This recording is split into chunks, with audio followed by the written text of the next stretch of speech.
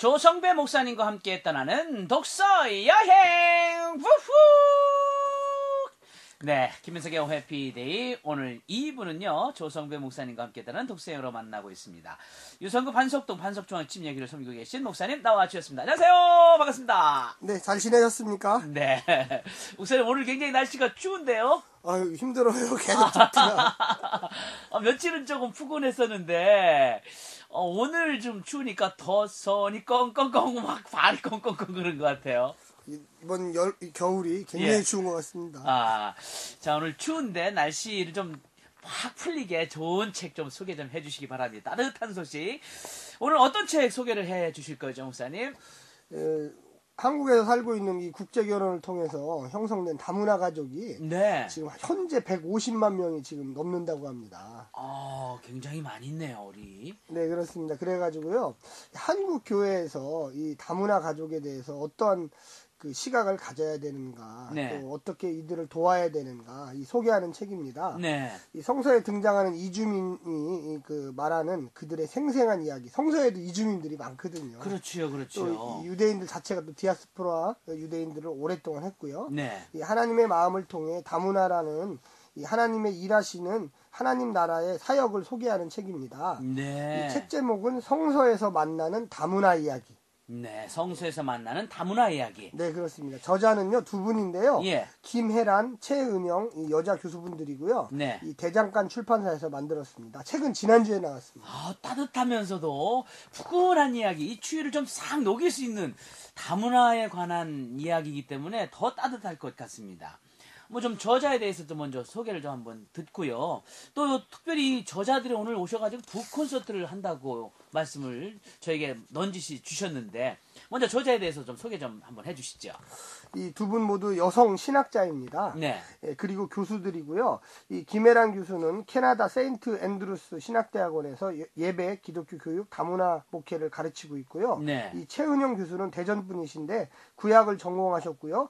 이 대전 여신학자 협의회, 대전 평화 여성회 등 시민단체를 중심으로 해서 이 여성주의적 시선으로 교회와 사회를 바라보는 그 실천에 관한 일들을 지금 하고 계십니다. 네. 아까 말씀하셨던 이 북 콘서트, 이 네. 저자들이 직접 와서 이 책을 소개하고 예. 또 왜 이 책이 필요한가에 대해서 이야기하는 건데요. 제가 잠깐 소개를 드리면 네. 오늘 저녁입니다. 7시에 충남대학교 공대 4호관 710호에서 있습니다. 네. 예, 주변에 다문화 또 가정이라든지 아니면 다문화에 관심 있는 사역자, 목회자들 관심 있으면 오시면 아마 좋은 기회가 될 것입니다. 네. 우리 민족도 뭐 다른 나라에 가면 다문화 가족이 될 수밖에 없으니까. 당연하죠. 예. 그래서 많은 관심을 좀 가지시고 오늘 저녁이네 7시 충남대학교 공대 4호관 710호에서 여러분들이 좀 많이 오셔서 저자와 함께 아름다운 이야기도 좀 같이 나눴으면 좋겠다 생각이 듭니다. 자, 이제 책에 대해서 좀 소개를 좀 부탁 좀 드려볼까요, 목사님? 이 한국 사회는 이제 거스릴 수 없는 이 다문화 사회가 되었습니다. 네. 이제는 진정 이 지역 교회들이 이 목회적 차원에서라도 이 다문화 가정들을 돌봐야 합니다. 네. 이 성도들 역시 이웃에 살고 있는 이 다문화 가정들에 대해서 하나님의 사랑의 따뜻한 시선으로 그들을 돕고 또 치유하는 사람들이 되어야만 한다고 생각하는 이 책이죠. 네. 이 성서의 다문화의 가르침은 무엇일까? 또 본서를 통해서 이 배우기를 원하는 겁니다. 그래서 먼저 오해했거나 또 외면했던 이 성서의 이주민들, 사실은 우리나라가 이제 한민족이라고 그래가지고 네. 뭐 남에 대한 그런 또 타민족에 대한 그런 배려가 없었죠. 없었어요. 근데 네. 최근에 10년, 20년 동안 급격하게 지금 증가한 거예요. 네. 그래서 성서에서는 이주민들 또 그분들을 어떻게 보았는가, 또 어떻게 하나님은 그들을 사랑했는가, 이야기하는 책입니다. 이 책 구성은 12장으로 되어 있고요. 네. 각 장마다 이 성서에 나오는 다문화 이들을 한 명씩 소개하면서 4가지 방법으로 그 한 사람에게 설명합니다. 네. 첫 번째로는 그 성서에 나오는 다문화인의 배경 이야기. 예. 그리고 다시 현대로 좀 바꿔서 꾸며가지고 독백 이야기. 그들이 이제 고통받았던 이야기. 예. 또 성공했던 이야기. 또 한 가지는 이 지역 교회에서 어떻게 구체적으로 이 이주민들을 섬길 수 있을까. 그런 문제들을 4가지 방식으로 아주 자세하게 설명하고 있습니다. 그렇군요. 자, 그러면 이제 첫 번째로 어떤 분의 이야기가 나오는지 궁금하거든요. 이 12명의 이야기인데요. 네. 다 설명할 수는 없고 몇 가지만 특징적으로 좀 이야기하고 싶습니다. 네. 첫 번째는 그 타향에서 벌어지는 이야기거든요. 이주 이야기입니다. 네. 두 번째는 다 알듯이 우리나라도 그렇지만 여자분들이 이제 우리 한국에 시집을 오지 않습니까? 그렇지요. 그래서 이 12가지 이야기들도 대부분 여자분들하고 관련이 있습니다. 음. 또 한 가지는 어떻게 그들이 핍박을 받았나, 또 어떻게 그 핍박을 이겨내면서 성공을 했는가 네. 이야기하고 있고요. 또한 이주민의 그 구체적인 삶의 그 과정들을 설명하고 있습니다. 네. 첫 번째로 우리가 살펴볼 분은요, 성서에서 대표적으로 소개하는 이주민의 하갈입니다. 하갈. 하갈. 네. 예. 보통 우리가 이제 교회에서 설교할 때 보면 아브라함의 아내 사라, 또 사레, 또 이제 이 사람을 중점적으로 설명하고 하갈은 사실은 그렇게 중요한 부분으로 설명을 하지 않지요. 네. 그런데 이 아브라함이 그 아들이 없었지 않습니까? 그렇지요. 그러면서 사례는 나이가 많이 들게 됐어요. 네. 더 이상 이제 생산할 수가 없다. 이세를 이제 만들 수가 없다라는 확신이 들자 이 사례가 하갈 자기 몸종 종입니다. 종. 네. 종을 또 이방 여인이었어요. 네. 젊으니까 아브라함에게 이제 그 시바지로 주게 되죠. 예. 그러면서 이 고통받는 그 상황이 뭐 여러 가지 16장 창세기 16장부터 21장에 나오는데요. 네. 그런데 놀라운 건 뭐냐면 성서의 하나님은 그 하갈 이방인이었고 종이었던 그 하갈의 고통과 아픔을 아셔가지고 네. 그를 통해서 오늘날의 그 이슬람 민족들을 만드는 한 민족의 어머니로서 하갈을 높이게 되는 사건이 나오게 되는 겁니다. 그렇군요. 자, 이 하갈 이야기를 통해서 한국교회 성도들이 이주 여성들에 대해서 어떤 태도, 어떤 모습을 가져야 될지 좀 이야기 좀 한번 부탁 좀 드리면요.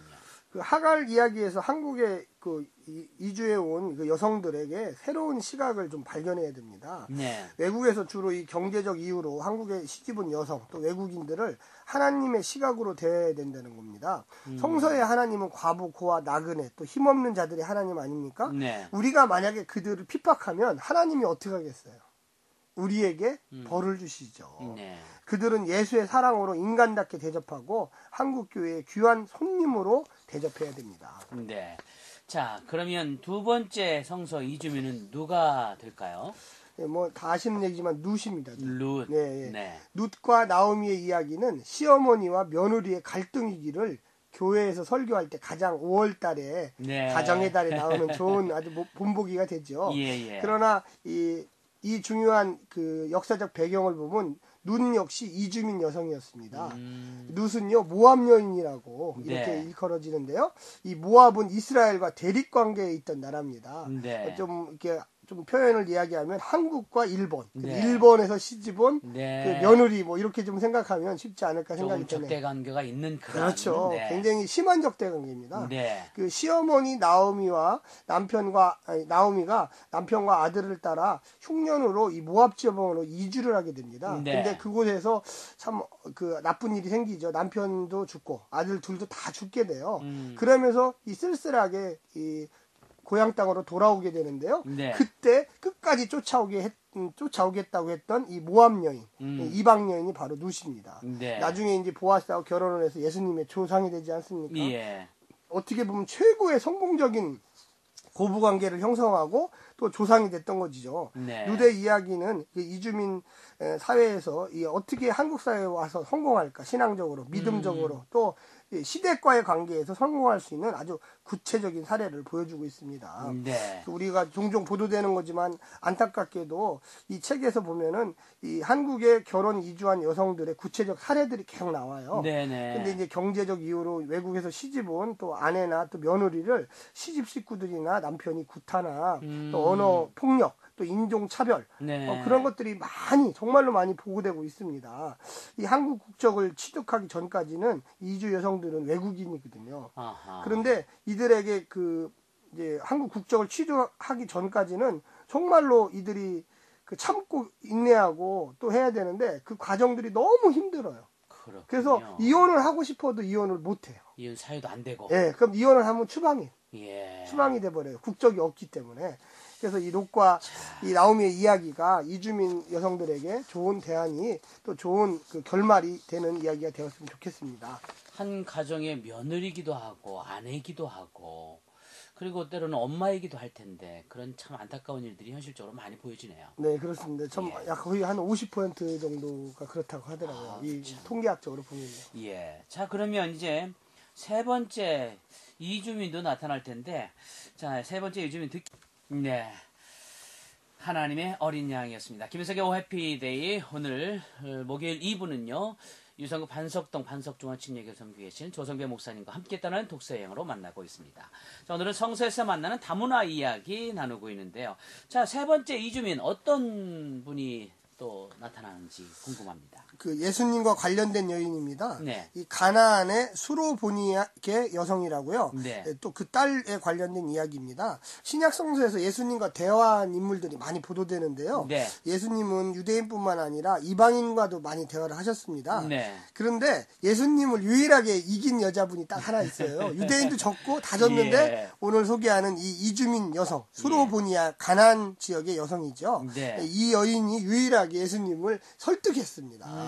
그 예수님은 이방인 여인의 귀신 들린 딸을 칭해서 개라고 그랬거든요. 개. 네네. 이 보통 유대인들이 하나님의 율법을 모르고 지키지 않는 이방인들을 좀 모욕적인 언어로 지칭할 때 개라고 합니다. 네. 그런데 이방 여인은 그것에 굴하지 않고 자식의 그 상에서 떨어지는 부스러기들을 개들이 먹는다고 하면서 자신을 개와 같은 사람이지만 내 딸만은 좀 치유해달라고 하는 아주 대단한 적극성, 또 이 조심스럽게 이 여인을 또 분석해 보면 네. 인종차별적 언행에서 벗어날 수 있는 아주 좋은 힌트를 제시하고 있습니다. 네. 우리가 보통 이 왕따라고 하는 일들이 일반 학교에서도 발생되는데 특별히 이주민 가정의 그 아들 딸들에 네. 많이 발생한답니다. 예. 어머니가 모국어가 아닌 한국어의 그 사용이 적고 또 한국 문화에 대한 이해가 좀 낮지 않습니까? 그렇죠. 어머니가 모국어가 아닌 그 한국어를 쓰다 보니까 학교에 가서도 발음 자체가 익숙하지가 않은 거예요. 이상하고. 그래서 왕따로 전락하게 되죠. 그런데 이 한국 정부와 지역 교회들이 한국어 강좌나 한국 문화를 집중적으로 가르쳐야 됩니다. 네. 이주민의 자녀들이 한국 사회에서 우뚝 설 수 있도록 한국 교회가 적극적으로 지원해야 돼요. 한두 명이 아니에요. 한국의 직업이나 결혼을 통해서 한국에 살고 있다면 한국 국민이에요. 국민. 그렇죠. 이웃이거든요. 약자를 돕는 한국의 속 깊은 정을 정부가 제도적으로나 또 교회에서 그 혼신을 다해서 그들을 섬겨야 됩니다. 네. 자, 네 번째 이주민은 누구일까요? 요한복음 4장의 이 사마리아 여인입니다. 네. 이 사마리아 여인은 혼혈족이거든요. 역사적으로 북이스라엘이 그 기원전 722년에 아시리아라는 나라에게 멸망했습니다. 네. 그 이후에 이 아시리아가 많은 이스라엘 사람들을 죽이고요. 그곳에 타 지역에 있는 사람들을 이주시켜가지고 강제 결혼을 시키다 보니까 혼혈족이 된 거예요. 그렇군요. 그래서 북이스라엘의 수도였던 사마리아에 주로 살았기 때문에 네. 그들을 사마리아인이라고 했습니다. 그 후손들이 신약성경 요한복음 4장에 예수님과 대화했던 사마리아 여인 혼혈족입니다. 네. 이거 긴 이야기, 이 성경에서 가장 긴 이야기가 누구냐? 예. 예수님과 이야기했던 신약성경에서요, 이 바로 사마리아 여인입니다.